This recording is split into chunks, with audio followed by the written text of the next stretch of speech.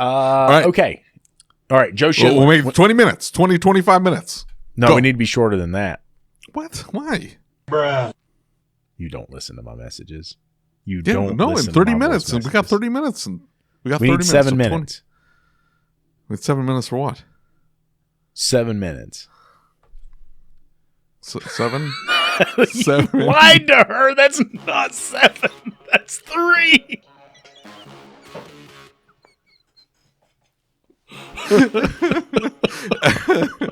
I don't make such bombastic claims, sir.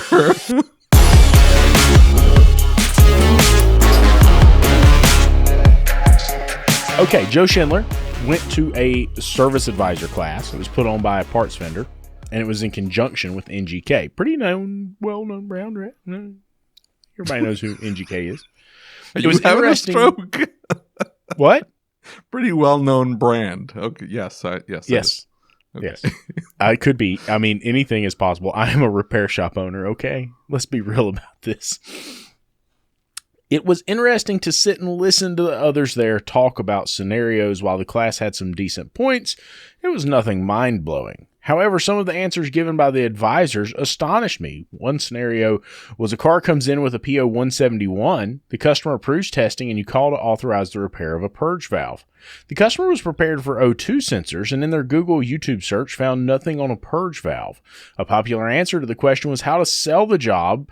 Was to waive the diagnostic time to build the trust of the customer that you know what you're doing. It was astonishing, the heads agreeing with this attitude. Why would you ever give time away? Because you could not adequately tell the customer the way the system works. The trainer's biggest point was to be able to understand systems and use the language, as most customers are Google YouTube ready for when you call. Taking the time to make sure your team has the knowledge is a good starting spot, as they're the ones educating the customer. Well, gosh, I don't know, man.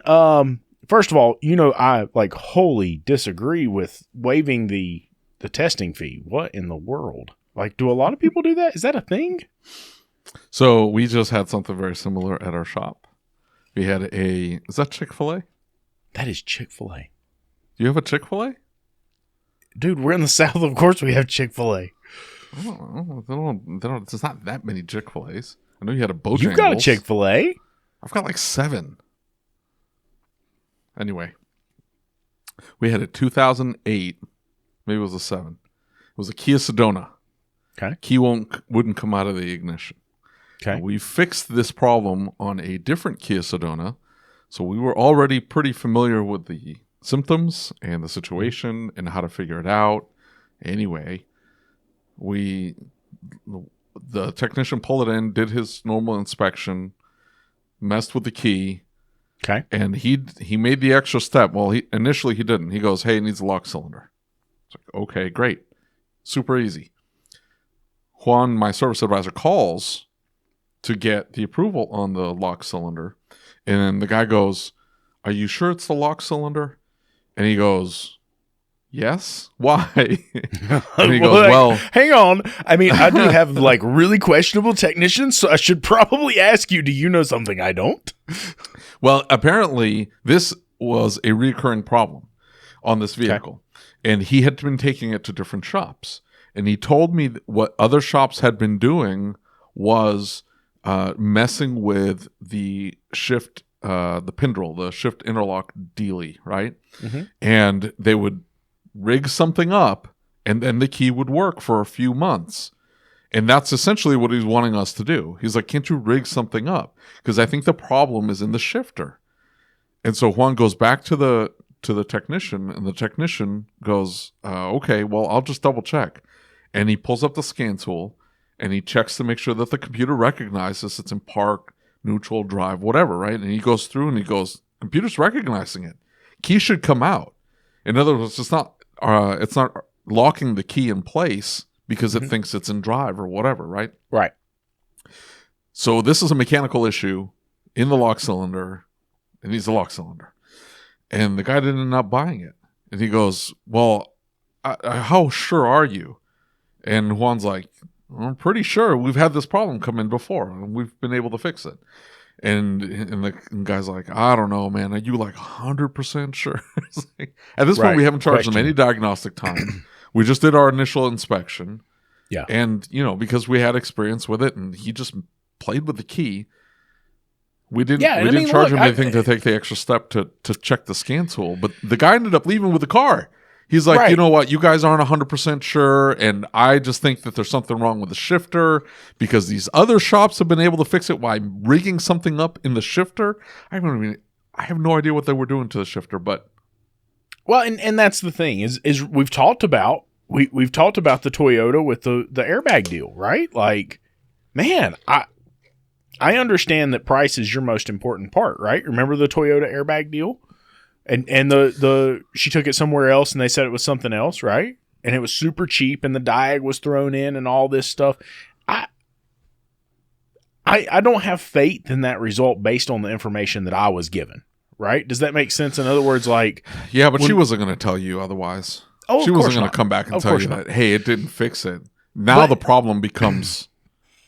It goes to the other shop. Now the other shop has to deal with this crazy person. Right, absolutely. And I don't have a problem with that. But here's the deal is I think about this, right? Like, if I don't have a lot of time in something, like, it's not a big deal. Like, if we have our peace of mind on it, because it's got 0.5 on it, if the guys can find it in the peace of mind, I have no interest in charging them, right? Like, that's not the end of the world. If we found it in 5 seconds, is it right to charge them? And everybody's like, oh, you can't do a code scan for free. And I understand that. Don't misunderstand. I get that. But my point is like, you still have to treat people right. You shouldn't do people wrong based in the name of profit, right? Like, you should treat people right. Secondly, look, when it comes to advisors and the knowledge and what they have to have up front, there's two streams of thought, if you will, or thought processes. And the first in my mind is that you've got relationship. Right. And that's where the relationship is built on the fact that, hey, you know me, we're friends, or you like me, you trust me, and we've worked to build a relationship. I've done what I told you I was going to do every single time. Every single time you've gotten your car's been fixed. I've listened to what you had to say. I engage with you. I truly hear you, active listening. I know what you're saying. I'm not just blowing you off. I'm not just telling you what you want to hear. And so we have that professional relationship level. And then we have technical knowledge level. And so this is somewhere I've struggled, right? Because Jade and Will don't have the same level of technical knowledge that I have, right? And I can get on the telephone and I can build relationship and have the technical knowledge to explain something to a client to sell testing or work that may be more difficult for them, that the client goes, I don't know. Right? Like, I don't know. Do they really know what they're talking about? They didn't bring the level of knowledge that I expect, right? But the reality is it wise for somebody that has that much technical knowledge to be on the front counter, because they're going to be diagnosing the car on the telephone. Yeah. They're going to be standing up here giving the answers to what's going on with the car right there in front of the client. And they're going to overthink the process in so many ways. So I think there's a fine balance. The only reason you would give away the diagnostic fee in this purge valve situation is because you don't know anything about purge valves, apparently.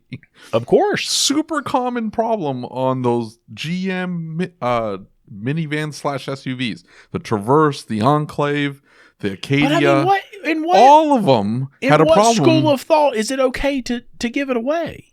Well, that's what I'm saying. The only way to do that is we had to do testing to find it.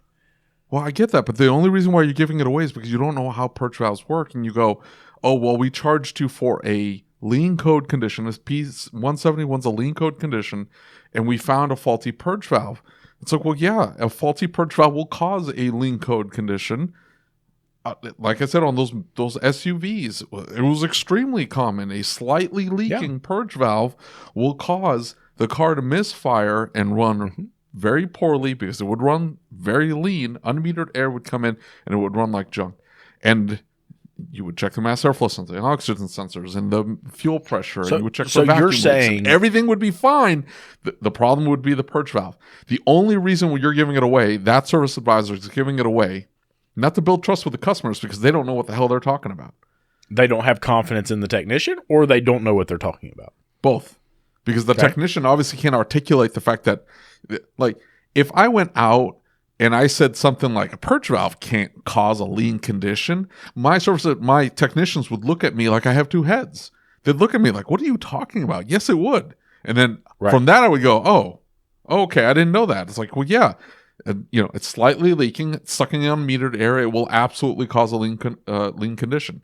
Well, then I can take that and tell the customer that information with confidence, because they just looked at me like I was crazy. And I get that the customer doesn't understand that, but if I can speak it confidently to the customer and go, look, I just talked to the technicians. They're telling me that will absolutely cause a lean condition, and that's what your problem is on this vehicle. Now, if it doesn't fix the vehicle, now we have a discussion going, okay, what did we miss? Yeah. But here's the thing, I don't even... for free at that point. Yes, exactly. It's not that I'm giving it away at that point. I'm not refunding them the money. Although, like on the Toyota, you gave the lady back her money, didn't you? Yeah, just to get... Well, to make it go away. But yeah, I get that. But if the vehicle's still in my shop, in other words, if that Corolla had come back to you and they had said, hey, I just installed the clocks, or what was it that... No, I clock just spring. Installed... Yeah. No, that wasn't your call. Your call was the airbag. That the airbag was faulty. Bad, right. Yeah. Correct. So what if she had gone to a different shop, had the airbag installed, and then come back to you saying, hey, airbag light is on? You're not charging her a second time, right? No, of course not. Yeah, you're taking the vehicle. That's warranty technician. Yeah. Right? That's warranty technician. And we've talked about this before. The way I do my warranties is I bill them out at full price, and then it gets applied as because it's lost opportunity. Right, like absolutely. You're not chipping the tech, right? Yeah. No, I'm not charging back the tech. No. And so we're sellers, so it doesn't matter. But I would absolutely take the vehicle back in and run it back through the diagnostic process and figure out, did we miss something, or is that brand new airbag that just got installed because it was probably used bad also?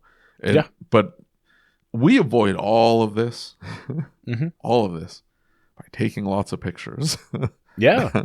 That's how you, if even in the situation where you're in, where you've got two fairly new to the industry or new to their roles people, right? I'm in the same situation too. Like, Juan's got a couple years in now, but it's just 2 years in. Like, where does proficiency hit? Like 3 to 5 years in? Yeah. So you're talking another year plus before all of a sudden it just starts clicking with him, right? Right. So we're still having daily conversations about, hey, this... We just How had does one this earlier. work? What do I do with this? Well, we just had one earlier where he priced out a VVT solenoid assembly on a VCM-equipped Honda V6. And it was a Honda Pilot.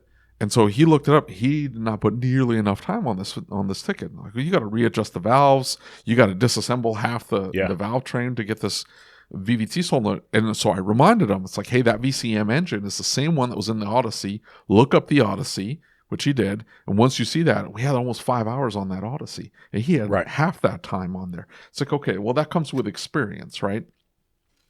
So it takes a little bit of time. But even in situations, because they don't have the experience, you just take a ton of notes. You put pictures on there. It's not even the written notes. It's like the pictures tell a ton of... the pictures tell the story. Yeah. So you can show, here's fuel trim, here's the purge valve. I plug the purge valve off with my thumb on it. You can see the fuel trims come back in line. There's your confirmed diagnosis. Like, that's 100% the problem. Absolutely. Absolutely. And building that information in is absolutely key. And it's funny because we've talked about the airbag story. I'll just point it out, is like, Eric's got the scan tool. He's got a picture of the simulator and the scan tool in front of him, right?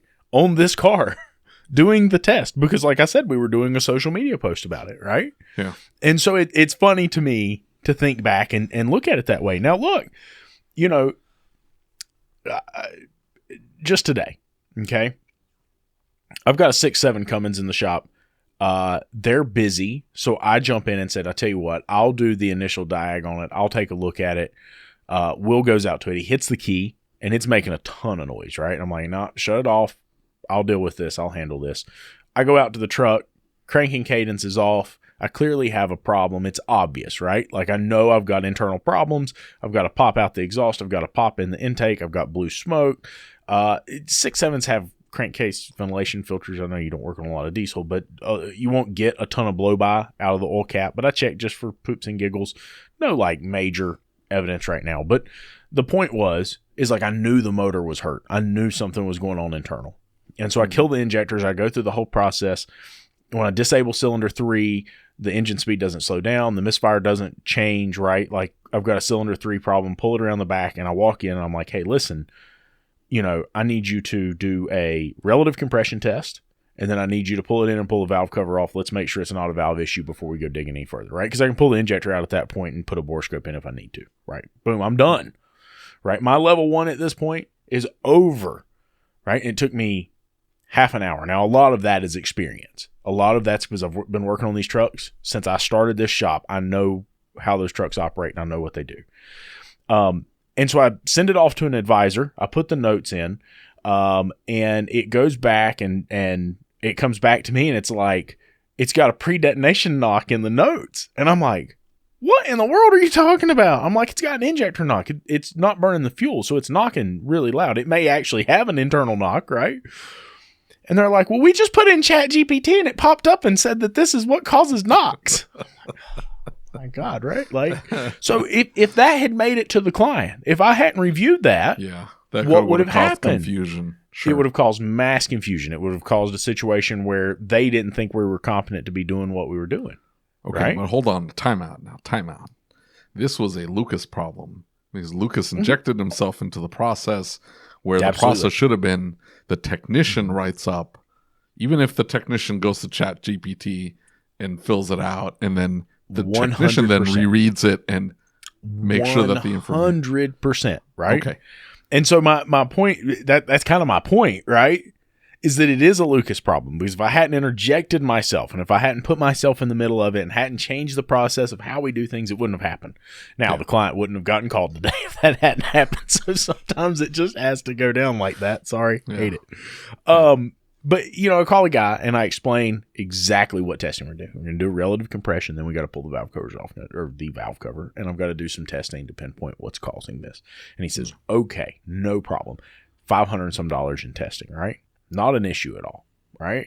That's and I guess my point. It's $500. Can't you check that? Hold on, I got a question. I don't know anything about this. Yes. So we had an Acadia, maybe it was one of those SUVs, and from the cadence, you could tell there was a cylinder was off. It was it's like, okay, so we most likely have a cylinder that's off. Pull up the misfire counter, cylinder 4 and 2, I think, or cylinder 4 and 6, something like that, was off, right? Misfire counters were high. But from the cadence, you knew that the problem wasn't just a bad coil, right? Right. And so we did a relative compression, but we also did a pulse sensor on the intake. And from that information, you could tell this thing has an intake problem. That's enough. Like, hey, it's at the very least, we're talking heads. At the very least.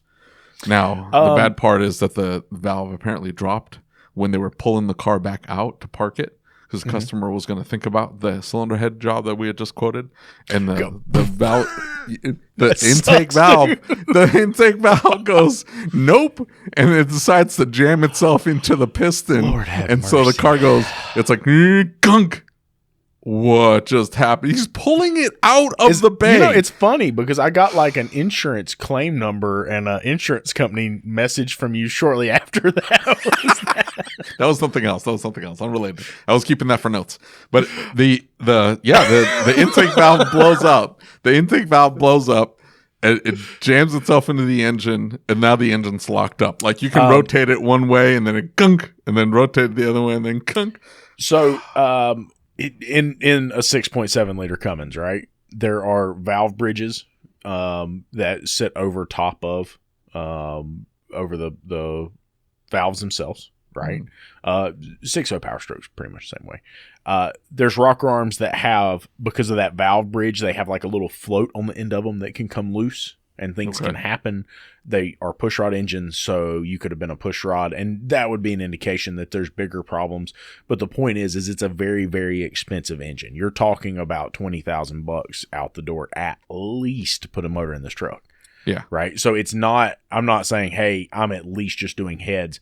I put in my notes, hey, listen, it is likely that we're looking at engine replacement or we're looking at bare minimum cylinder head work. Right. Mm-hmm. But the point is that I want to go in so I know exactly what I'm looking at, because within that $500 of testing, I can know exactly what's going on with this thing, so I can make sure it doesn't happen again. One of the big problems we see with common rail diesels is an injector will fail, and it will wash a cylinder out, or it will hydraulic a motor, right?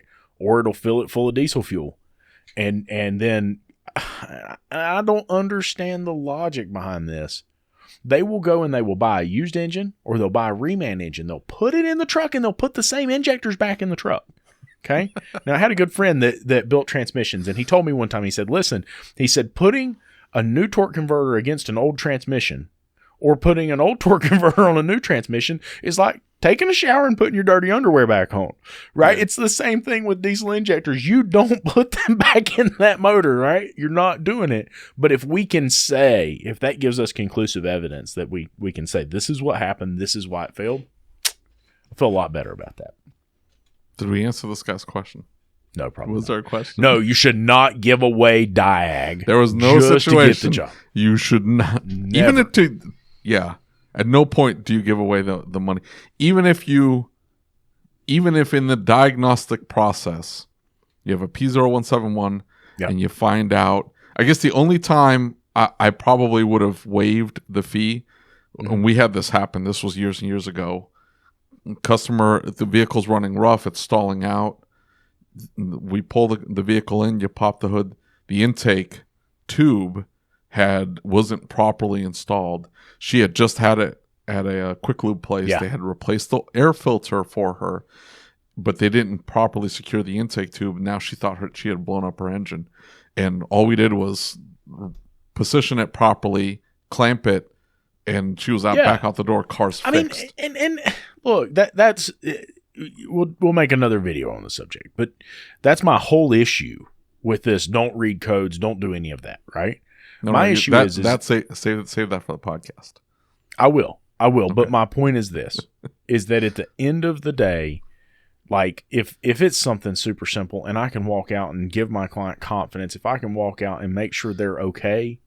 It's not giving them confidence though. It's like somebody mentioned the gas cap, so they pull up, and you're going to charge them for a level 1. And they say, yes, go ahead and do the level 1. They scan the vehicle. It's got all the evap codes, right? Gross leak, whatever. Yeah.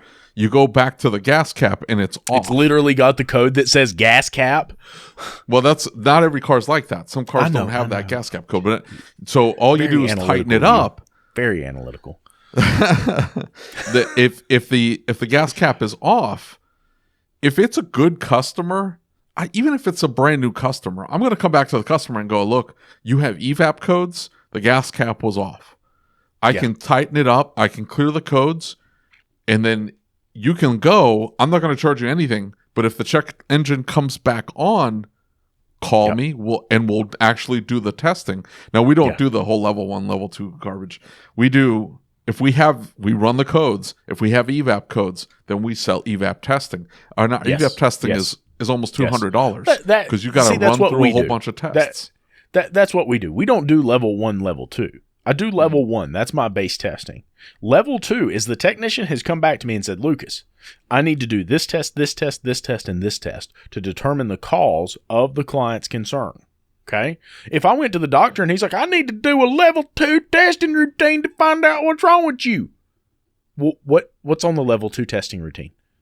Well, I don't know. I'm just going to start testing stuff. It's still level 1, level 2. Like you have internal. No, it's not. It's my level 2 is me saying I need to do this test, this test, this test, and this test. I charge by the hour for those tests. Whatever they say they need to do the test is what I'm charging.